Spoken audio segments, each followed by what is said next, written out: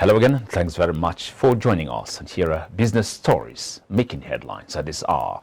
I'm Michael Nath. The Business Facilitation Miscellaneous Provision Bill 2022, also known as the Omnibus Bill, has passed the second reading in the Senate.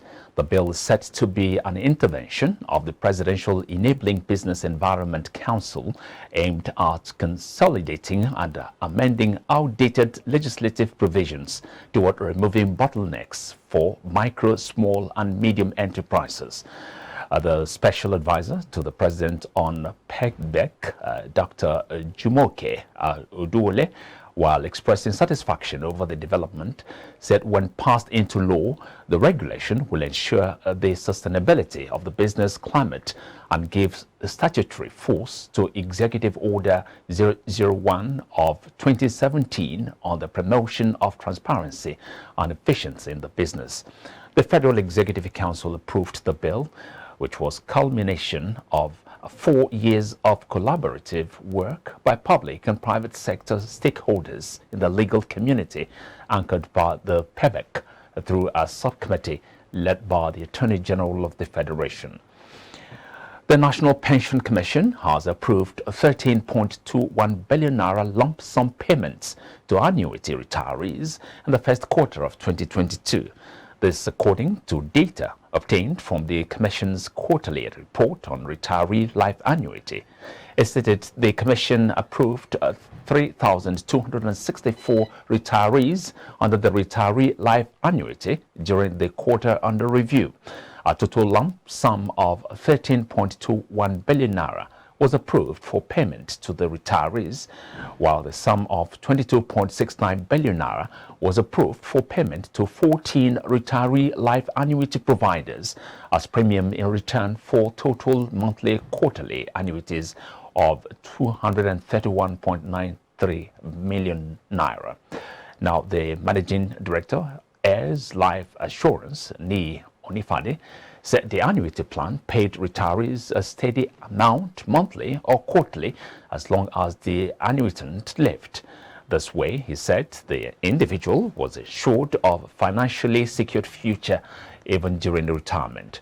Speaking on the company's annuity plan, he said pensioners have every reason to live life confidently as the annuity plan takes care of the worries of retirement, specifically the uncertainty of the future.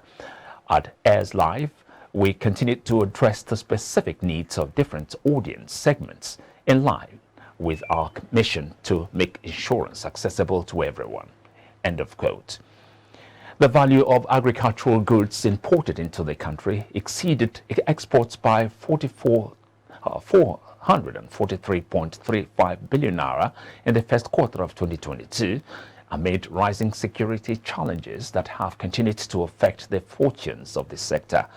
Data obtained from the National Bureau of Statistics revealed that the value of total trade in agricultural goods in first quarter of 2022 stood at 644.94 billion naira, of which exports were valued at 201.59 billion naira in first quarter of 2022. Total imports of agricultural goods imported in first quarter of 2022 stood at 443.36 billion naira, or 7.51% of total imports in first quarter of 2022. This shows a decrease of 33.55% when compared to the value recorded in fourth quarter of 2021 as 667.16 billion naira, and rose by 8.39% compared to the value recorded in first quarter of 2021, that is 409.03 billion naira. The banking industry had decried the effect of insecurity on several interventions introduced for the agricultural sector.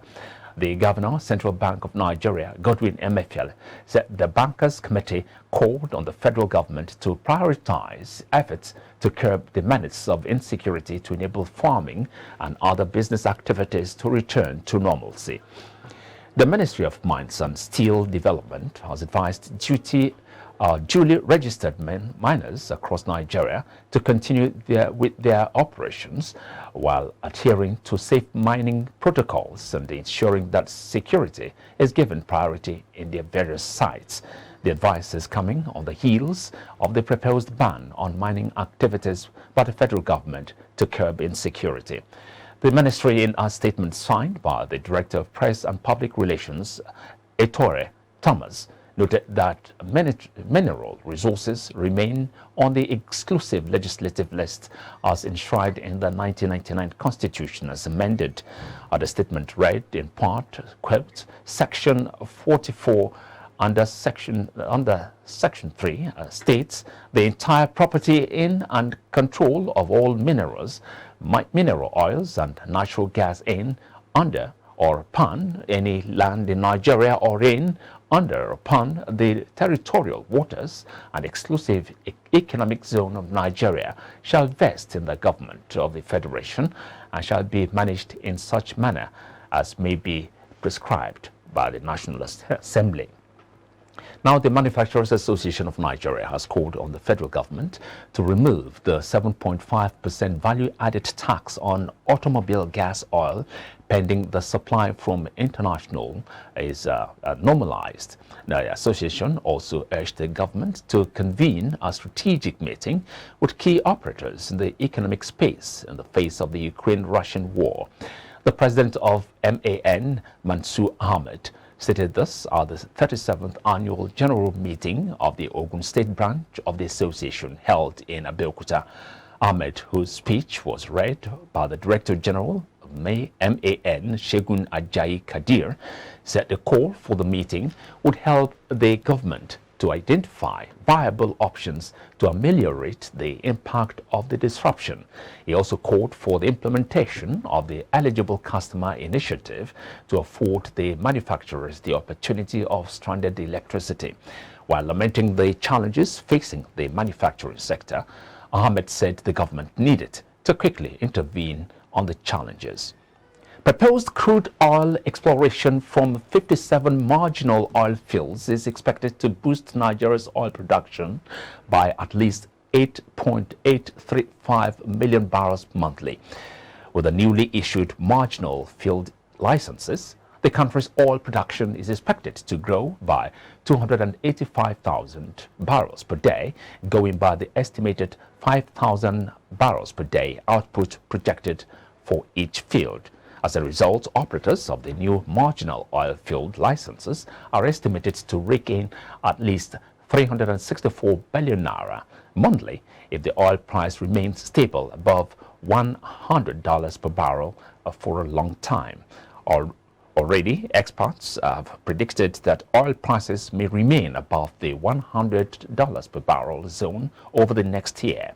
Going by the analysis, the operators of the fields may rake in about 4.368 trillion naira in a year in the absence of external factors such as the activities of oil vandals and production shutdown, among others.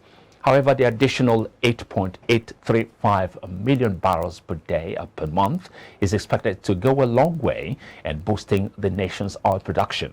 A marginal oil field is described as any field with oil and gas reserves booked and reported annually to the Nigerian Midstream and Downstream Petroleum Regulatory Authority, but remains explored for over 10 years.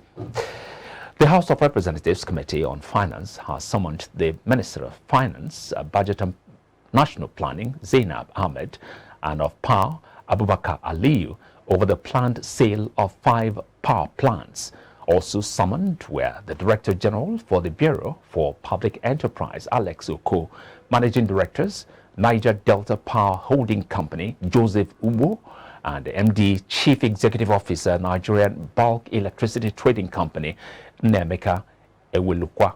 The chairman of the House Committee on Finance, James Faleke, in separate letters to the federal government bodies and officials concerned, described the planned sale of the power plants as unconstitutional and a disservice to the nation's development, as the assets jointly belong to the three tiers of the government: federal, state and local governments.